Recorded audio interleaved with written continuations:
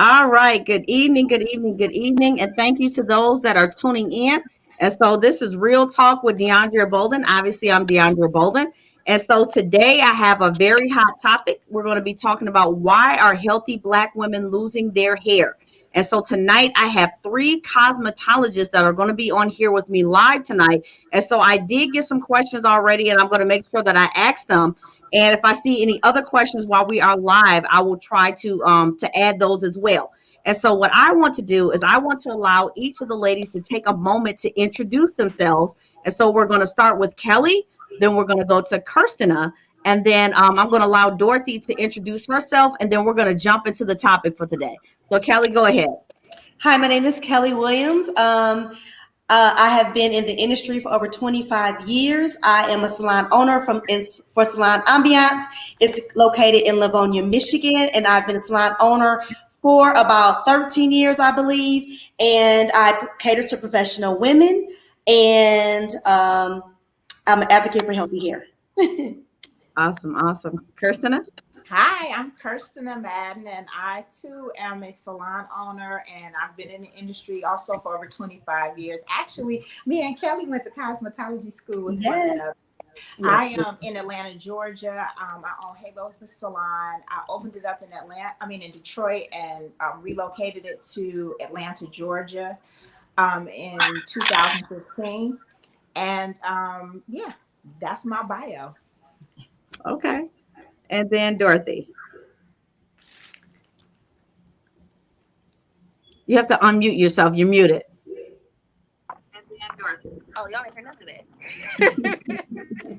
That's okay. Okay, so my name is Dorothy Sanchez. I'm a salon suite owner located here in Troy, Michigan. I am a founder of Quality Life Hair Care Products. I specialize in healthy hair restoration. Awesome, awesome, awesome, awesome. And so I like the reason I wanted to have more than one cosmetologist on here is so that you can hear from people that have different specialties. I'm a believer that every cosmetologist has their sweet spot. Some people are really good with braids, some with weaves, some with cut and color, some with natural hair. And so that's why it's good to have a diverse panel of ladies on here. So I want to get right into the topic. I was disturbed. I saw a picture, or maybe it was a video of a lady, and I thought she was like 50, 60 years old, but come to find out she was probably only like 20. But she had balding so bad that I thought she was an old lady. And I know what alopecia looks like when people actually have the autoimmune disorder. And we also know that, people can lose hair because of cancer, lupus, and other health related issues. But like I said, before we even got started, this is about healthy women. Like, you got a clean bill of health. There's no health reason to be losing hair. Why are so many Black women losing their hair? And so you guys can feel free to chime in one by one. But if you want to tackle that question, but I'm just asking, please mute yourself if you're not talking.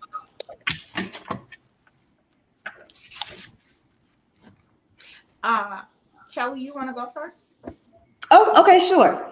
So for me, I mean, I was muting myself actually, but as far as I'm concerned, as far as what I see, because I've always have been a healthy hair specialist. So I cater to professional women. I cater to women that, need to look good, but my job is to make sure that I maintain the integrity of their hair. I have seen that from the beginning of my career. And I knew that this was an issue. And so I made that, like my niche, I guess you can say. I hate to use that word, but that's what I kind of made it from the very beginning. I was that one that I had growing up. My hair just didn't grow very well and didn't know why. Once I got older, I realized what it was poor diet, and it was also and it's not that my parents didn't feed me well. It's just, how kids do. But the other thing was that low iron. And so a lot of times, even though we say healthy women, what I do want to say up front is a lot of times you can go to the doctor, your yearly physical, and they can say that you have, your numbers are great, you have a clean bill of health. However, they may have deficiency. So now you're looking at iron, which is what my issue was. I had low iron, and so my hair kept breaking off, and that was something from 5th grade to like the end of 7th grade. I had You know, I was that. If you remember the movie Boomerang, where the one girl that Halle Berry was like mentoring some young girls. It was one little girl. Her hair that was me. That's how my hair looked. So I made it my business to make sure to find out, like, well, what was this? Because no one really knew.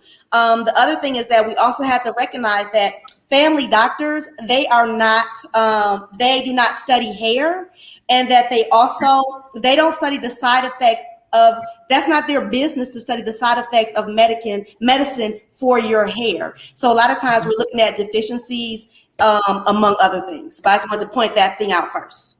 That's really, really good. That's really, really good. Kirstina, did you want to go ahead and chime in on that too?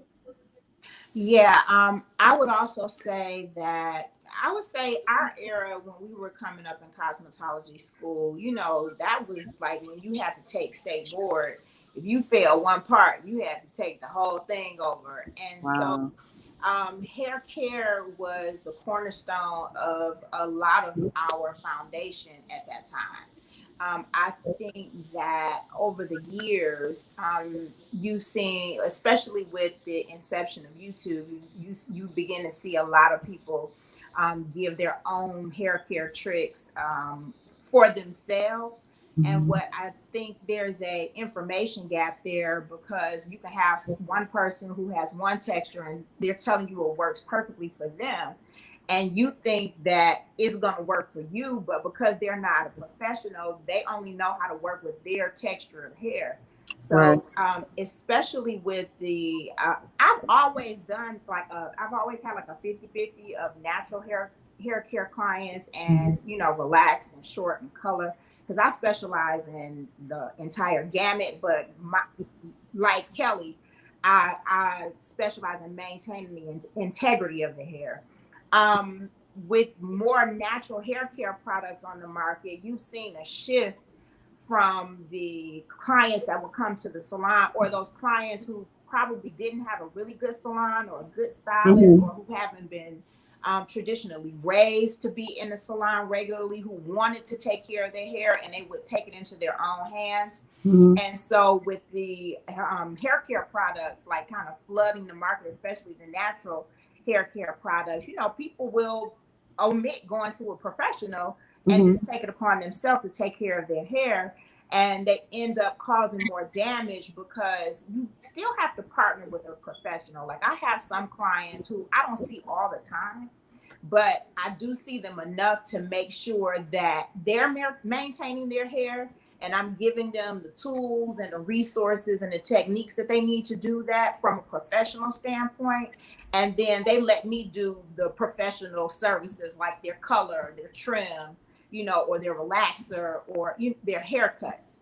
And a good haircut or a good color or even a good chemical service, if you have that as a good foundation, you should be able to maintain your hair yourself, along with following your stylist recommendations. So I think it's just been this evolution of social media and hair care products and people doing it themselves. And not saying you shouldn't be able to, but I suggest that you always partner with a great hairstylist, to help you process that whole transition.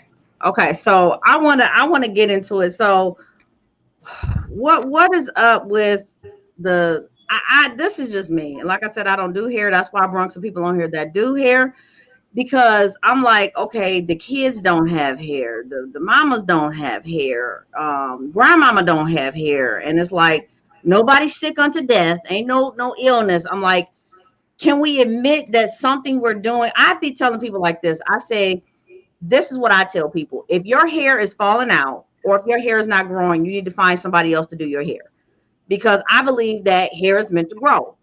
I always tell people I believe that growing hair is part of it is genetics, as far as, you know, the texture of your hair and how it grows, but part of it is maintenance, because you have to maintain the length that you get. I recently put up a picture on my Facebook. It was like a month or so ago. I get my hair straightened once or twice a year. My hair went from being probably about this long to now it's got some hang time on it. like, how do I get myself in the camera? There we go. We got some hang time on it, and it's hanging. And people are asking, how did your hair grow that long, that fast? And I'm like, okay, some of it is genetics, because on my mom's side, their hair grow really long, really fast. But then I also started taking care of my hair. I mean, the no edges thing, it's like we've normalized that. Even the kids don't have edges, the receding hairlines, but you still want braids to your ankles. You're still using Gorilla Glue in your hair. You're still, putting these wigs on and gluing it to your hairline, gluing it to your scalp. You're taking it out yourself. You don't want to pay to get it taken out correctly. You're letting people braid your hair so tight that there's bumps and you can see the follicle about to come all the way out. Like, let's talk about some of the stuff you guys are seeing that is causing these women to literally go bald. Like, I'm seeing some of these women, they damage their hair so bad to where I don't know if they really can recover. I'm just gonna be honest. So what I was going to say was, I think people are unwilling to do better, because there's a difference between being unable. I was watching something a few weeks back, and there was the difference between unable and unwilling. And I actually wrote that down because that's so true. Is that there are some, the people that are unable are the people that have alopecia. But then there are the people that are just, you're unwilling to do anything different and unwilling to do anything better for your hair. And so what you choose to do is sometimes also we look at traditions. And we always want to say, well, this is what let's talk about products for a second. They'll say, well, my grandmother used to grease my scalp with Blue Magic or something. Yeah. Okay. Or a pink moisturizer. Well, what you're not understanding is that these particular products from the 80s that may have been owned by Black companies at that time, they have been bought and sold, sold and bought from somebody. Right. And then they have been reformulated. So let's even say Nexus, for example. Nexus was really good, and it was a salon-based product back when, we were in school, Kirsten, and that was like the go-to product, and it was salon-based. But then it was then transitioned into over-the-counter corporate, and they changed the formula, and you can buy it at Myers. And so sometimes people get stuck what used to work or what they think work, and really you need to ask yourself, did it really work? And like you said, is it genetics, or was it, sometimes your hair just grew because your hair just grew. But then there are other situations where you were not doing the correct thing for your hair and you just didn't know any better. I believe that it was kind of both for me growing up. My mom, she just didn't know how to take care of my texture hair. And I had really soft, curly hair.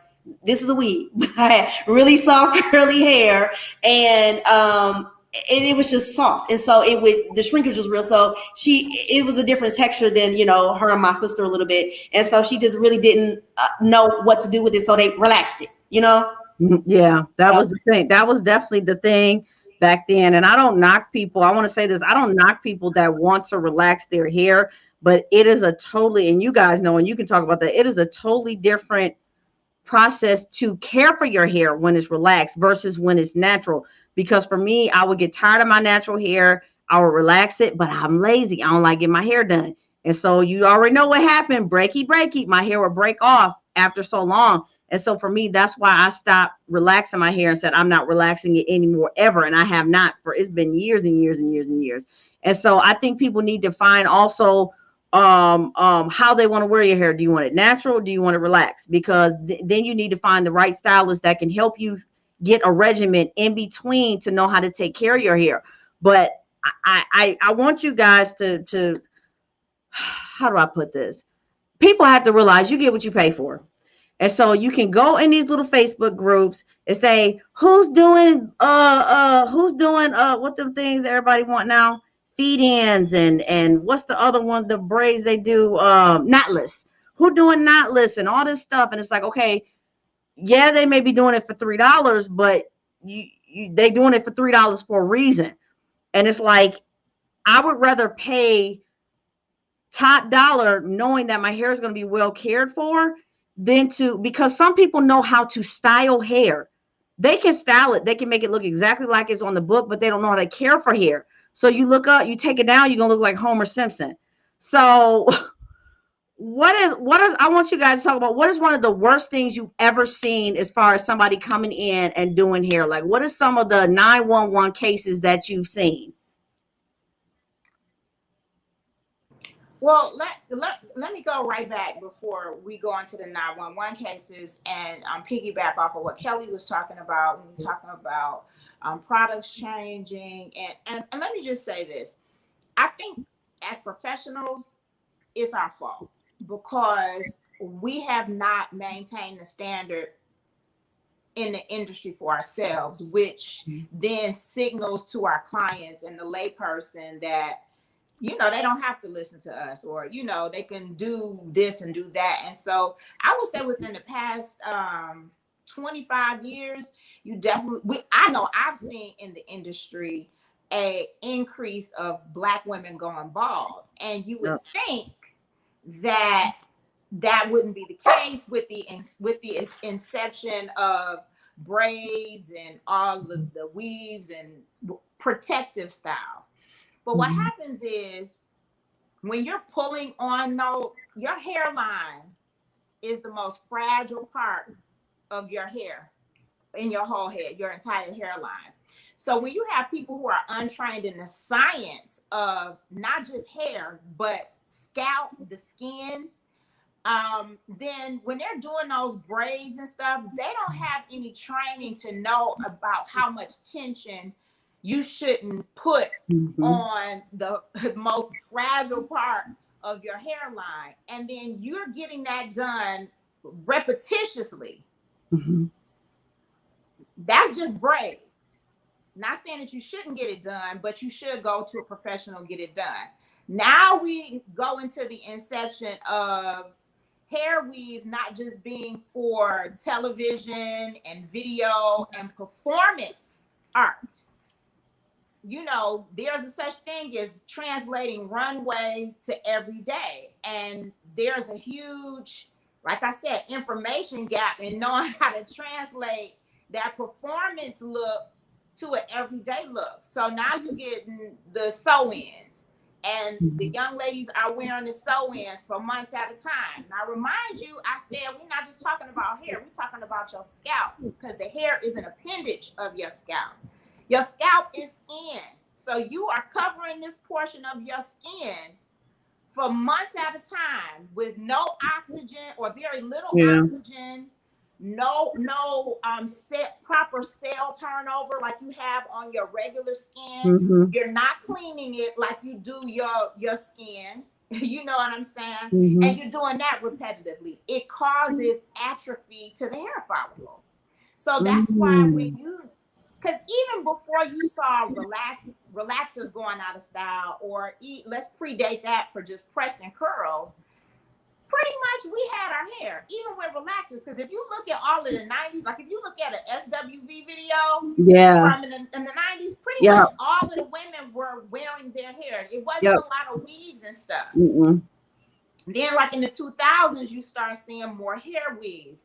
And then you start seeing more and more younger women getting them all into high school, which is why you 20 and your hair look like an 80-year-old. You know what I'm saying? So I think we also have to understand that just because you can do it doesn't mean you should.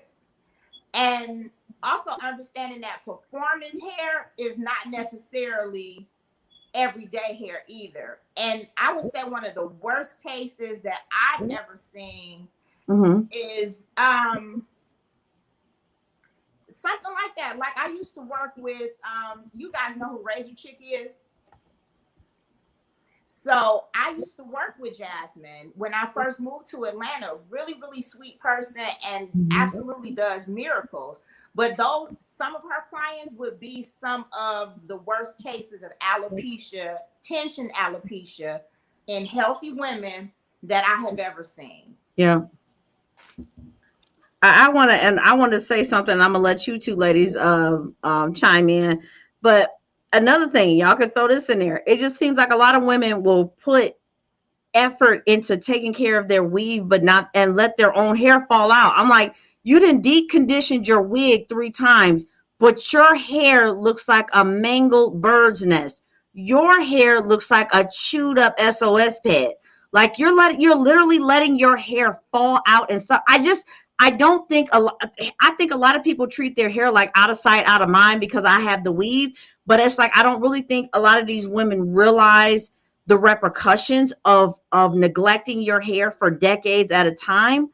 And for some of them, after a while, it becomes embarrassing, especially when it comes to, okay, I'm married, or, I don't want him to see me without my wig on because I got a Homer Simpson going on under here. Like, I really need women to get serious about taking care of their hair. If you want to wear wigs and weaves, go, by all means, go for it. But please don't let your own hair fall out. Please take care of your hair and value your hair at the same time. But go ahead, Kelly and Dorothy, you can go ahead and chime in.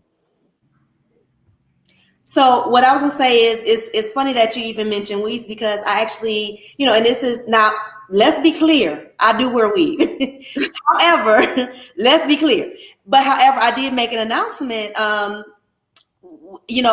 going live, with my particular clientele, just saying that I would no longer, and it was after much thought, that I would no longer be doing sew-in weaves. And I didn't realize how many sew-ins I did. I was like, this is, and I consider myself to be a stylist who, really, did it with integrity, and my clients appreciated that. However, a lot of times we also have to look at the fact and just say the word vanity.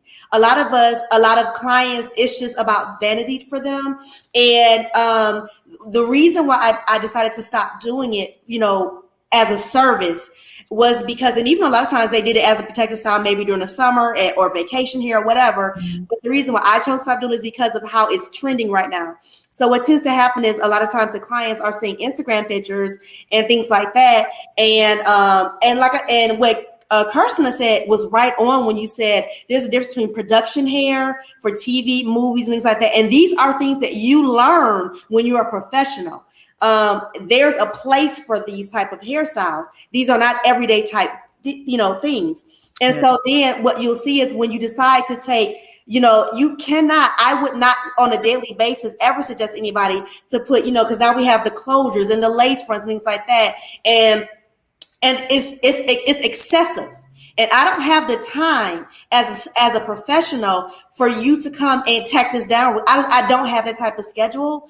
I'm not that type of stylist where you could just drop in so I can tack this down real quick. And then I'm the type of stylist where I'm looking at the bigger picture. So the bigger picture for me is, and I have experienced this as a hairstylist. I even mentioned this in my live that years and years ago when as you grow and you learn. But I remember I had an older client where she had thinner hair, and so, of course we suggest other things. I'm like, hey, why don't we go into, doing a sew-in and whatever. Okay. So we did. And as I realized that as time went on, her hair was creeping up more and more. And I was like, what we gonna do now type deal. And that's not the norm for me. However, these things happen, and so as a hairstylist, I have to take responsibility for what I'm doing also. Now, is every situation the stylist's fault or even the client's fault? No. I mean, we all have to take account. We all have to hold ourselves accountable for the decisions that we make. So even when it comes down to sometimes you just want this style, you know what I'm saying? And then, I was going to ask about that. What do you do when your client wants a style and it's like, okay, if we give you this, you may just have a scalp after this? For me, I tell the truth, and my client, I just have the kind of clientele. I have a great clientele. I would consider myself having the dream clientele where they just know me and they trust me. And if I'm just like, they'll be like, but I give them an option. I give them options also. This is what we can do instead, and that's that. Or I can refer you to somebody who may do that, who I even trust. You know what I'm saying? Sometimes, you have to stay in your lane. I do know people who can do some really cute lace fronts, or they know how to make the wigs or whatever. And so I'm going to refer you to them because I'm going to stay in my lane. I got you. I think that's important too. But the thing is, I see two things happening. I see people that are unskilled, causing a lot of damage to a lot of people's hair, especially with the unnecessary tension on braids because they have not been taught properly how to braid. But I also see some folks with license, and I'm like, I'm about to call the board. Like, did y'all sure she passed? I mean, cause these people is taking folks' hair out. I mean, I'm like, okay, guys, like your hair should not be thinning, shedding, breaking, and falling out. Like, if it's not your stylist, then you need to talk to your doctor. Maybe something's going on with your health. It could be a secondary effect to maybe some type of medication.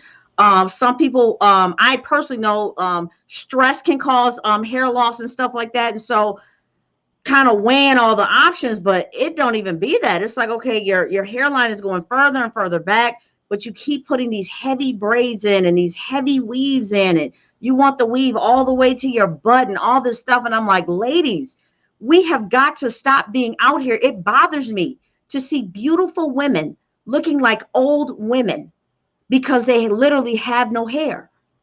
I saw the woman, her hairline was all the way back to here, and the little bit she had on the top was so thin you can see through it. And I'm like, this should not be the norm for somebody that is healthy, fully healthy, and 25 years old. But that's how some people are. They will keep taking the money. They see that your hair is falling out, they see it's thinning out, they see that it's breaking, they see that your hairline is going back, and they're still going to keep giving you what you asked for. But then also, as Black women, when do we say enough is enough? When do we say enough? I heard somebody say vanity. When do we say no to vanity and say, you know what, I like this style, but I'm not gonna go bald for it? Like, and it bothers me because this is trickling down to high school. This is trickling down to elementary. I said, why in the world am I seeing babies with no edges? I'm talking about elementary, my son's age.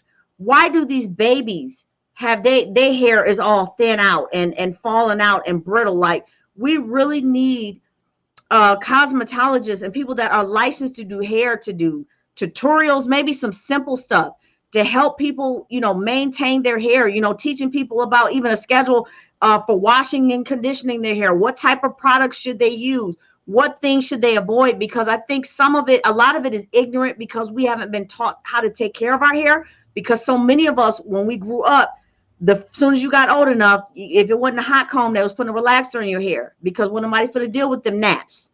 And so now that we're older and many of us have gone natural, we have to learn things at an older age, and we have to make sure we're teaching it to the next generation. But I want you guys to just chime in and, add to the conversation, whether it's, talking about 911 cases or even giving people some tips to help people to stop losing their hair unnecessarily. I really think a lot of people have loyalty to their hairstylist, and that's fine having loyalty, but not loyalty to look like Homer Simpson. Not loyalty to where when you start at, because like me, I was gonna have my hairstylist come on. She probably gonna see this and kick my butt. I was gonna have her come on because she be yelling at me. She be like, "Dee, stop dyeing your hair. Just because you went to school for chemistry doesn't mean you need to be mixing these." Now I know how to mix the chemicals up, and I shouldn't, but I do stuff like that. And she makes me stop. She will be like, "Don't do that. Don't do that. Don't do that." And so I have a hairstylist that I go to, Dreamer Kalamazoo, Leilani Wilhite. And she has been taking care of my hair and my daughter's hair. My daughter's hair is probably past her bra strap. She has very, very long hair. Very, very long hair.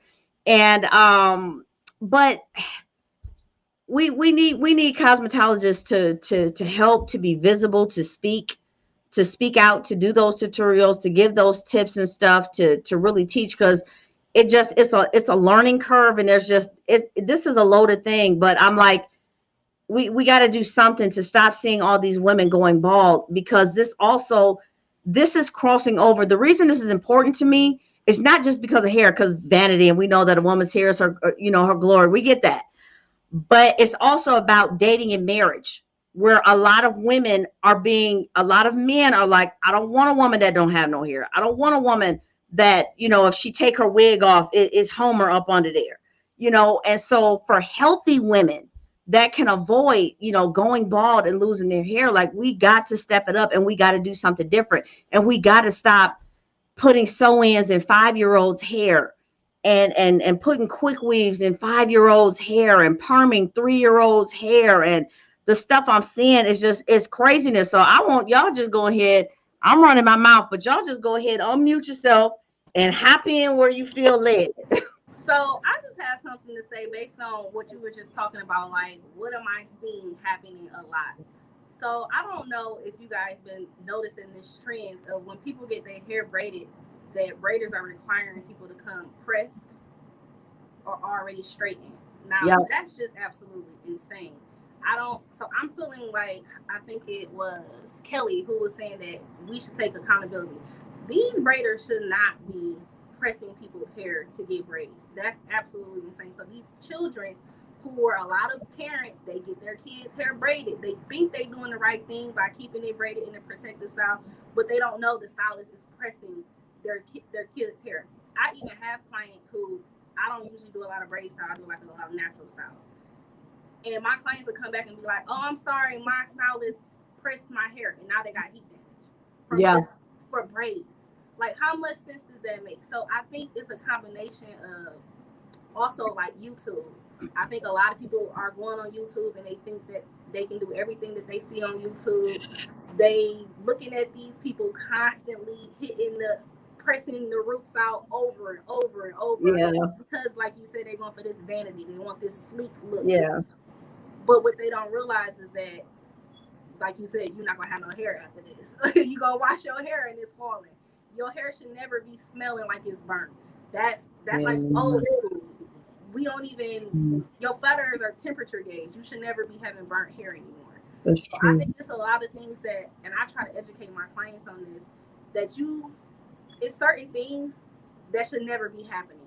Your client should, I mean, your stylist shouldn't be pulling out. Sorry. You okay? Stylist shouldn't be pulling out. Can I see me now? Oh, there we go. Yep, you're good. Like this to comb through your hair, right? Like, this is a parting comb. But people don't know this, right? They think this is the styling comb. So I'm always constantly trying to educate people on certain tools to use. Like, they came out with this easy detangler brush. It's crap. It's trash. Y'all don't like it? I hate that brush. I I would never use that as a professional. Y'all is the professionals, okay. I'll Well, use tell us I'll what use to use. a Denman paddle brush over that. Okay. And so I try to like educate my clients and everybody just on the proper tools because those make or break your hair. Yeah. It's all about length retention. If you are getting braids and you're growing, you're getting 2 inches of new growth, but when you take it down and you snatching everything out, that 2 inches you just lost. You lost it, yeah. So I think that tools is very, very important. I think also a lot of us as Black women don't know how to use products, don't even know what the products is for, not even sure what it's supposed to do. Yeah. And so they get on YouTube and they see these products, they just go out there and buy them, and then they be like, it don't work, or it don't work for my hair type. I'm so over this hair type thing. It doesn't exist.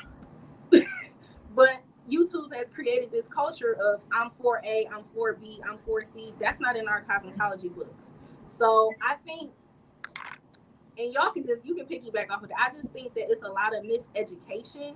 And because of YouTube stylists, they have placed this value on YouTube stylists that they don't value actual licensed cosmetologists.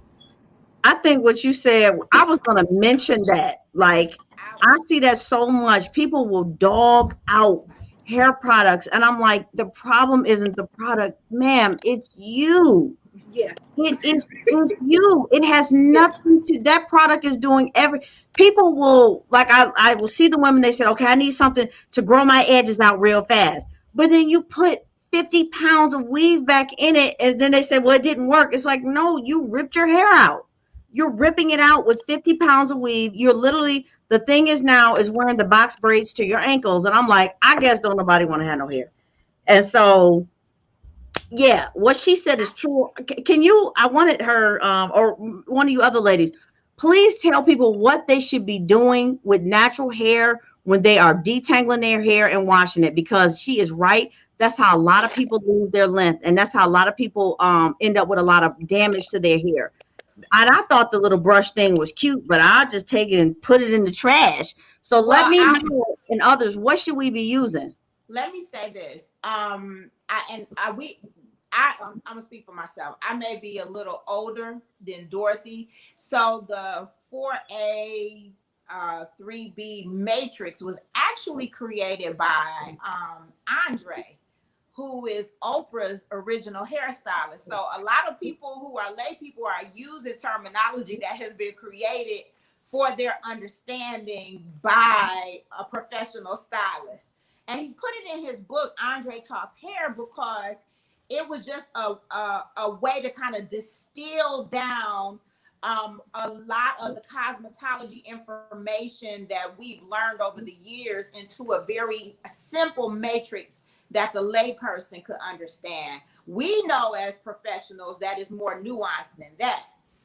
But I just find that that's interesting that a lot of that conversation amongst people who aren't professionals is from professionals. The other thing, the little detangling brush, I used to use that brush back in 1994, 95, Really?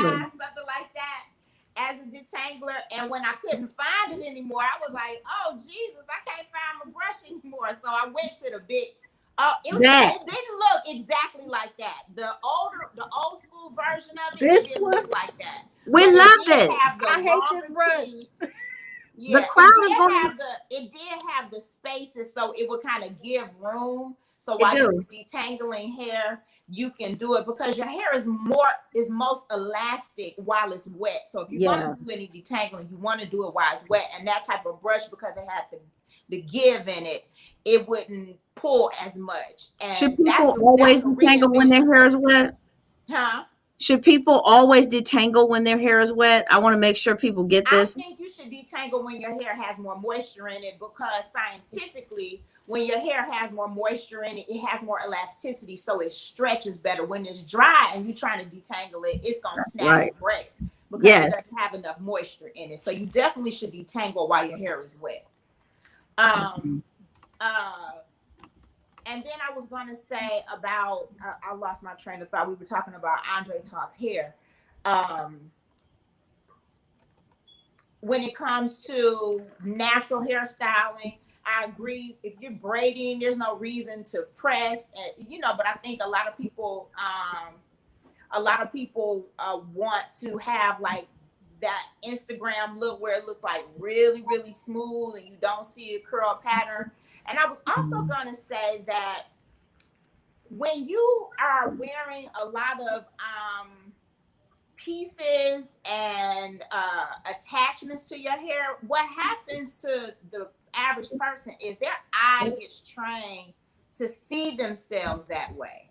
And it's really difficult for them when you're trying to take it away, unless they're just really ready for a huge change, because they don't look like themselves anymore when you take the pieces and weave and all of that stuff away. So I think it's also a matter of not getting addicted to it in the first place. Like we used to say back in the day, we had clients who had a weave. We was like, oh, she can't achieve without her weave, honey. And it was a joke, but now you see a lot of women cannot function if they don't have that weave done a certain way, because they can't see themselves any other way. So I think it's important for us as stylists to have those conversations. Like Kelly was saying earlier, when I do weaves, and I don't do a lot of them either, but when I do them, I always have an end game in mind about what the purpose is for this weave. Is it to assist you in growing your hair out so that it'll look a certain kind of way? And then when I do them, I try to do them as natural as possible. At one point, when you used to get a weave, the goal was that it was undetectable. Right. You know what I'm saying? Yeah. It don't even matter. They don't care. A wig. It's like, well, yeah, we know that's a wig. So I try to do my weaves to where they look almost undetectable. Okay. So that after your hair grows out, when we take the weave out, your hair almost looks exactly the same. Gotcha. So I think that's the other thing too, is like as stylists, when we're going to do the weaves, it's like, okay, what's your end game? Like, are you just doing this because you just want to weave right now? And if it is because they want to change up their look, vacation, whatever, we have to press, okay, you need to take this out. it's time for you to take this out. And I suggest always make sure you have a great clarifying shampoo. Have a good clarifying shampoo that doesn't strip the hair too much, but it's going to help get all of the product and residue out of your hair, so that it gives it a clean slate for a really great moisturizing shampoo. I particularly like Paul Mitchell. And then I like the Affirm product line for moisturizing, definitely a deep conditioning treatment, and a leave-in. You got to have even in my short hair, before I mold it, I put a leave-in on it, and then I mold it and sit under the dryer. And then we can go into your tools, but I'm gonna put this on pause because I gotta get snacks for the dog before she starts barking again. So just to kind of chime in, I also think that there's a mindset, like you're saying, like what can we suggest to our clients? It really is a mindset. And a lot of times, one thing I will say this is that I can always tell when it's Lent season, I'm just saying, because then people are usually doing like a Daniel fast and things like that. And what I have noticed is that even those who have, I have witnessed where there are clients who they had issues with their hair, but then all of a sudden their hair looks completely different when, during this time of Lent, those that practice that. Also, what I also noticed was with the shutdown that happened, with the pandemic and everything like that, in Michigan, we were shut down for 3 months, right? So there was just nothing we could do. And I'm not with the kind of stylist, so I'm not about to sneak in and do your hair, okay? And so what I noticed when my clients came back, because my clients do overall have healthy hair, I noticed that some clients had more length. And I'm going to tell you why. That's where stress came in at, because then a lot of people had to work at home. So there was less of a commute. They were less stressed. I noticed. I know some came back a lot happier once, we came back, because then they were in a better space, clearer mind. And then also everybody wasn't necessarily eating out and doing all these activities. So then eating better in their home. Now, I don't know about those who gain weight. I don't know. But this is what I noticed with some of my clients is that I noticed that there became more length in their hair because then their lives became less stressful. And I noticed that's also can play a big part. Now, we don't want to put that as a number one cause, because people, they say, oh, I'm just stressed out. Well, in addition to in addition to bad habits, you know what I'm saying? Because a lot of times we just have bad habits. And when it comes to you seeing children that have the bald edges, well, they are only going to do what their parents allow them to do, and sometimes their moms, they are just kind of like, well, just give her what she wants. Now, I'm not that type of stylist, but there are a lot of stylists that are like that, and they're walking around with really grown hairstyles and practices that they're just not able to maintain. And that unfortunately is the norm, because even when you see girls graduating from 8th grade or they're in middle school or even 5th grade or something like that, they're having these adult type hairstyles, which back in when I was that was growing up, never going to happen. Not never. And so we did wear our hair a lot more. We actually used to wear our hair. But then for me, I had a very healthy hairstyles in high school. And that's when I cut all my hair off like Halle Berry, and that was the thing. But come prom and homecoming, I did have that go-to girl that worked in the basement to give me a triple French roll. But that was just for that one thing. And then I went back to my hair, my healthy hairstyles. If that's, what I'm saying? So there are those moments where, when people want to, go to get those type of hairstyles, let that be a one-time deal. And then you have to come out of that immediately. You can't make that your normal thing. So I think that it's just a mindset. And because here's the thing, we are out there. Hairstylists, there are a lot of hairstylists out there like us. And I will also say this, Kirsten, I know that's so interesting that you said that you used to work for Razor Chick, because I always bring up the example that we see these extreme situations with these women that are driving in from Toluca, Mississippi, and paying thousands of dollars for her to do these hairstyles. And you can't tell me that nobody locally ever told you to, you may need to give us a break. So I decided that I was going to be that stylist to say no. So that's what I got to say.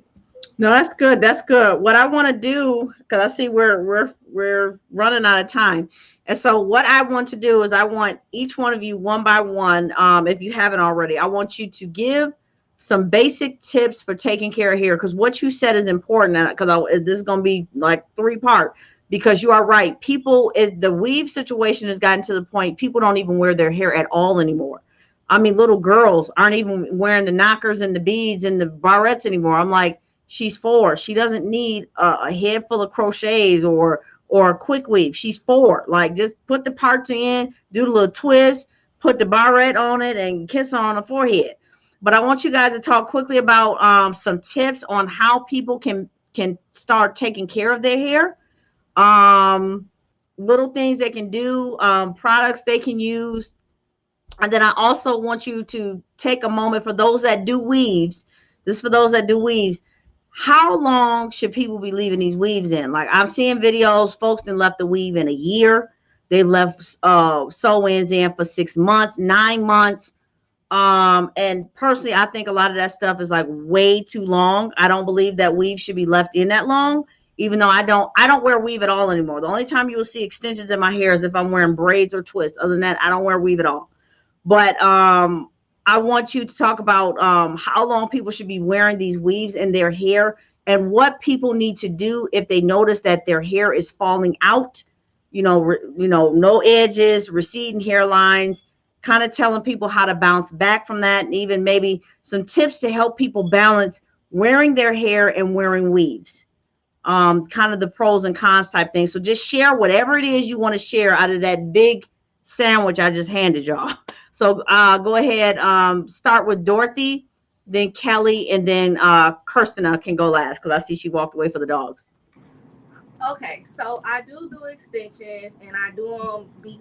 I try to stop, just like you, Kelly, but my clients will not. They like, what you mean? Wait a minute. Like, I knew that as Black women, we like to be versatile, so I chose to be a stylist who still offer them in a healthier way. Because I would be highly upset if I get their hair down here and then they coming back and then got no edges. So I just decided to keep natural sew-ins on my service menu. But Okay. for those who are getting sew-ins and that's like your go-to hairstyle, I will always suggest that you get a actual healthy hairstylist first, because they're gonna have to combat the damage that's being done to your hair. If you repeatedly just have damage done, then you're just gonna have damaged hair, and sometimes it's to the point to where it's unrepairable. Yep. But I suggest that people I always tell my clients to wear their sew-ins for 4 weeks and then get a retouch. So you get it washed. I mean, try to remove as much oil and dirt off or bacteria off of your scalp as possible. And then get it touched back up so that it's not like snagging or pulling on your edges or anything like that. Wear that for another 3 to 4 weeks. I would not suggest no longer than 2 months, because once you get to 2 months, it's literally your hair is starting to mat up. You got so much bacteria on your scalp, like it causes a whole nother slew of issues. And also, I feel like that's what's causing a lot of thinning inside the middle area of our hair, is the constant bacteria. Like I said, get a regular stylist, because a lot of people don't get their ends trimmed before they get into these sew-ins. They don't get protein treatments, which you should be getting before you get a sew-in, because you're getting ready to put your hair up for an extensive amount of time. Also, if you have a leave out, use heat protectant. Always use heat protectant. Just because you sprayed heat protectant on it yesterday don't mean you don't got to put heat protectant on it again today. Every time you use some heat, you should be using heat protectant. I would tell people to slow down on this edge control, because I don't know, but I feel like the edge control is causing a lot of edge breakage. I don't use a lot of edge control, because I feel like it has an X amount of alcohol in it that's causing your hairline to be dry, which is essentially drying out your hairline, causing it to be breaking. I said a lot. That's what I would say as far as when it comes down to sewing. But overall health, I would say get a stylist. I know people say this all the time, but it's essential to your hair growth. It's essential. You can't do your own hair. There's people talking about I clip my own ends. No, you didn't. Yep. You're playing. You're literally playing. So I do my own treatment. You probably don't even know the right products. You probably haven't clarified your hair to even let the treatments even repair. So go to a stylist, y'all. Like, I don't know how many times I can say that. Well, get a good stylist, somebody who actually cares, and stick with them. Stop chair hopping. Stop using these hairstyles, these sew-ins and stuff like this. Is really a luxury thing. And I think they want to live the luxury lifestyle, or seem to be living the luxury lifestyle, that you're giving up the fact of your real hair. You're gonna be 60 with no hair. So that's all I have to say. That's really good. So you think people are trying to look like the reality TV stars and stuff? Yeah, I think it's the culture is luxury right now. You know, we've gotten to the stage where, like you said, frontals and stuff, those are supposed to be for theater. That's literally for movie sets. That's not for everyday life. I didn't see. I don't wear that stuff, so I didn't know. Yeah, that's these lace fronts and all of that stuff. That's supposed to be for movies. That's not an everyday thing. But we have turned. Not everybody want to be, everyday movie stars. Like, there is no. I don't know if you noticed, but in the past 5-10 years, the lines of celebrities and regular people have been blurred. So we got girls who feel like they got the Louis bags and they got the 30-inch bundles, and this is them every day. You tapping into another one of my topics. I'm going to be talking about are Black women being influenced by reality TV, and I don't want to jump into that today. But this is where this culture of this no hair and unhealthy hair practices is coming from, because you got to think about it. What was her name? Kim Parker. You know, when she came out and showed how she didn't have no hairline and stuff like that, that's because of those lace fronts. That was 20 years ago where she was saying it on YouTube. But people still doing it. They still want to live this. They still want to live this celebrity life. Yeah, I think this is where everything is really coming from. Wow. Because when I was growing up, everybody had silk wraps. Everybody had hair. Nobody had edge loss. Nobody hair was short for real. If it was short, it was like shoulder length short. You know, like now you ain't got nothing. Like I do healthy hair restoration, so people will come in. They got bald patches. They don't got no back hair. They don't got nothing barely in the front. It's just jagged everywhere. And then you ask them what they've been doing, and they're like, all I do is wear wigs. Well, if you wearing wigs, why your hair not long? Yeah. Just wigs with the braids under there. I've seen people do that, and they let it go matted because they just keep a wig slapped on it. Because YouTube has taught them that's what they're supposed to do. Not good. And it's not enough licensed stylists on YouTube. We don't have the time, honestly. I sure wish some of y'all had some time, because we don't got the time, because the ones that are good, we booked. You know, that is true. We want to, but we don't have the capacity. That's very true. Well, maybe y'all could, I don't know, 15 minutes a chat and you or something, but it's got to be some people that actually have the academics behind it, the education, that understand the science of hair and all that stuff. But Kelly, I wanted to go ahead and hear from you, and then Kirsten, we'll hear from you, and then we'll close it out. So I totally agree with Dorothy and what she said.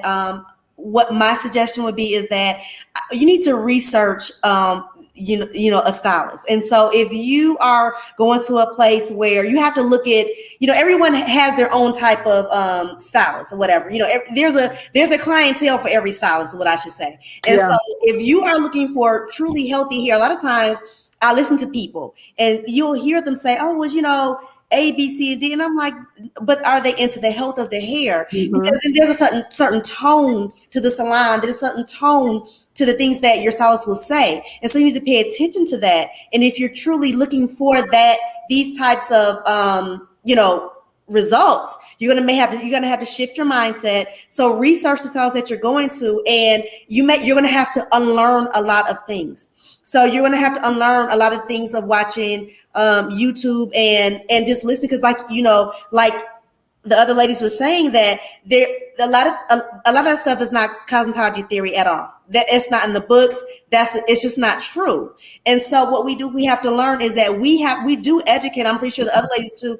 We educate our clients. Yeah. One thing, the other thing is that a lot of times with Black stylists, some don't really do as much as retail. And so we really have to get better at retailing the correct products, the salon-based products, the natural type products, whatever, or your own, designing your own products. I think we need to be really conscious of making sure that we're doing that, so that we are and not just to our clients, and also teaching them that this is for your family, gift it to your auntie that's having issues, so there are a lot of different treatments, and it doesn't begin and end with hot oil treatments, because then you hear that, and I'm like, I don't really even do that, you know what I'm saying? And so it's because I normalize using very high-end salon-based products, so I don't have to do, certain things for the hair. So there's a lot of unlearning, but we have to be the teachers, and they have to be willing to listen. And if they're not, then, you'll see the difference between your hair and the other clientele. So any tips that I would have is that you need to really research. I know me personally, I know a lot of us have websites now. Well, I've had a website for like 15 years that gave a lot of information. And so then you already knew what kind of chair you were coming into. So that is how I attracted the type of clientele that I had, because they were looking for me and I was looking for them. And so I think that's really important to match with the correct stylist, because everybody's not for you, but we need to match up correctly. That's good. Kirsten? Hey, yes. So I totally agree. You got to find a good stylist, and you can always start on Google first before you go to social media, because a good stylist is gonna have a website, and you're gonna be able to get a lot of the information that you need if they have a good website. And then from the website, then you go to see the proof. And that's when you go to their social media and see, if you're kind of feeling their vibe and so on and so forth. Then I would also say, when you're getting your hair done, change your mindset about it, as opposed to it being something that you have to do, to being more so a self-care experience. That's what I call Halos, your self-care sanctuary. And just make it a part of something that you're doing for yourself, for your mental health, your physical health, and your spiritual health. It's just something about the laying on of hands, and making sure that your stylist fits your chi, your energy as well, because that makes a lot of difference. Definitely great products. Like I said, good clarifying shampoo, moisturizing shampoo, deep conditioner, leave-in, and be open to different hairstyles at different stages in your life, because sometimes some people will get one hairstyle that they had keep it for 90 because years. it looked good on them at 20, and they won't change it. Yeah. Be okay with upgrading your hairstyle about every 5 years, and just going with a completely different look, a completely different haircut, and sometimes you may just have to cut it and start all over again, and find yourself being okay with that as well. And, you can use resources like Pinterest, to start looking at styles and color and all of those things. And it's really great when my clients already have a look that they want to go for, and we don't have to get bogged down with what my culture, my salon culture is, when we have the language. I'm sorry, the language. And, the picture will tell me exactly what it is you're trying to go for. And if need be, have a really great, how often should you get a steam treatment? I say a steam treatment about once every 4 weeks. And I also say that if need be, have a good dermatologist on hand. Because sometimes when we go through the stresses in life, like I went through some stress through this whole year, and I found that I had like a little stress alopecia patch in the back of my head. I was like, oh God, what's going on? But I had seen it so much over my career. Mm-hmm. I knew what it was. I knew it was because I was going through stuff, and I knew how to manage it with a dermatologist. And I was like, okay, I'm gonna cut this down real low, so we can get it taken care of. So also have a good dermatologist on hand when you're going through the ebb and flow of life. That'll partner well with your hairstylist. I have 2 really quick questions, and I want you to let everybody know where you are. I know someone asked if any of you ladies are in Chicago, and I will say no, none of them are in Chicago. But I'll let you guys let people know how to find you, your websites and stuff like that. But before I get to that, two questions. One of them, somebody wants to know, how do you recover? I believe she's talking about recover from damaged hair. And then I had someone else ask, have you guys heard of people's hair falling, edges falling out after pregnancy? Like after they have the baby. Okay. Because everybody else was like me, my hair grew. It's like if I had a baby now, I'd be looking like Rapunzel. But she says whenever she had children, her edges fell out. And so somebody was asking about that. And then someone wants to know, how do you recover? If somebody wants to tackle that, and then I just need everybody, let everyone know how to find you, your websites and stuff like that. I just want to add this really quick, and this can kind of, and this is something that because of the tremendous amount of hair loss that people are dealing with, I am a hair loss specialist. So start looking for people that are certified hair loss specialists and also a trichologist, which is the study of hair. And so there is an uptick of Black hairstylists now, and you're going to have to kind of really look right now. So I really don't know how to get the good directory of this, but it's beginning to trend. We are aware of the issue. And so those that are willing to invest in, because my client, as I get older, my clientele is getting older. And so now we're dealing with, these issues, but start looking for a trichologist. That's good. That's good. And a hair loss specialist. Okay. Can I get everybody to let people know where you are and how to connect with you? I wish we had more time, because another thing I think you guys probably also see, for those that have clientele that are 50 and up, hair changes when women go through menopause. That's another big one. And so although that's something that we all go through as women, it doesn't mean that you're unhealthy. It's a change of life. And so I know some women, their hair texture will seem to change. Some women will go through hair loss as their hormones and stuff begin to change. But see, y'all the experts. I just know what I be hearing and seeing. But feel free to tackle that and just let people know how they can connect with you, where your website is and things like that. Because I don't know if you guys do consultations. I know some people that are cosmetologists will also do paid consultations, like I think you said you're a hair loss specialist, things like that. So go ahead and chime in. We can start with Dorothy.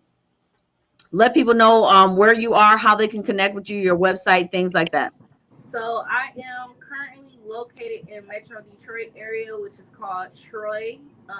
If you're familiar with like the Somerset area, that's where I'm at.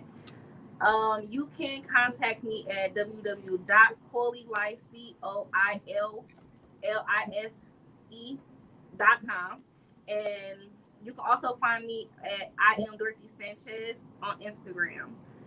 Spell the website again. I was trying to type it out. Oh, sorry. COILYLIFE.com. Got you. Yep. So got it. The website is, you can book me online, and you also can purchase products online as well. And the products are specifically made to help you restore your hair back to health. I think it was Christina, she was mentioning about a good moisturizing shampoo and a good clarifying shampoo. I have both of those as well. One of the questions I wanted to answer to was about the lady who losing her edges for the baby after having a baby. That is very, very normal. If you can stay on your prenatal pills, because it kind of helps to balance your hormones back out, because that's what's going on. You're having a imbalanced hormone situation. So don't be freaked out. Usually it comes back, especially if you have healthy hair practices. It usually comes back. If not, I would, like Christina said, go see a dermatologist, because then it's something else probably going on as well. Okay. That's good. That's good. Kelly, where people can find you, your website? Okay, the name of my salon is Salon Ambiance. I am located in Livonia, Michigan, and my website is Hair by Kelly, KELLI.com. Also Salon Ambiance online.com, but I do book online 100%. So you can go on hairbykelly.com. I also, which is another good product that I do, is Nortress, which is actually geared towards hair restoration products, and it's black owned, based out of Atlanta. And so that's actually a really good product that I actually do retail here at my salon. Awesome. Okay, I am in Atlanta, Georgia, Midtown, Ansley Mall. The name of my salon is Halos the Salon. My website is Halos. Uh-oh. We can't hear you. Can you hear me now? I can hear you now. Just start over with Okay. that part. Okay. So my website is Halos the Salon ATL.com. You can also find me on Facebook and Instagram, Halos the Salon. And my personal Instagram is Kirstina Madden. I also sell products in the salon. I sell Affirm and Moisture Right by Affirm and Care products. Some of those products are on my online store as well. Awesome, awesome, awesome. And so I want to thank you ladies for agreeing to be a part of this. This is Thank something new I'm you. doing. My audience is different when I do stream on Facebook, and so I'm trying to pull my audience from Facebook to YouTube. And so if I went live on Facebook, it will be a lot different. But I'm going to e-blast this out because I want more people to see this. So I'm going to be sending the link out later today and during the week. And so again, I want to thank you guys because this has been phenomenal. I mean, we got to hear from people that know what they're talking about. Like you said, YouTube, it has a lot of good stuff and a lot of bad stuff. And it's kind of causing a lot of confusion when some of these people are just kind of flying by the seat of their pants or just making stuff up. And so I wanted people to hear this, and I want people to find quality hairstylists that specialize in hair care. And for those that have, if you've lost hair or you're trying to get your hair back, please reach out to someone like I believe Kelly said. She's a hair loss specialist, or a trichologist, and find people that can help you get your hair back on track. We've got to get out of this mindset of thinking we can cover up bad hair with a wig, because that bad hair is not going to go away, and it will get worse and worse and worse. And you don't want to find yourself in a place as a young woman, especially talking to women, where you've damaged your hair so bad that you can't really recover. You can damage your hair so bad. I've seen it.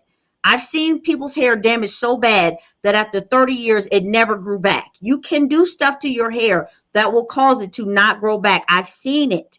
I've seen it with my own eyes. And so I hope that you guys will listen to some of the tips that they gave.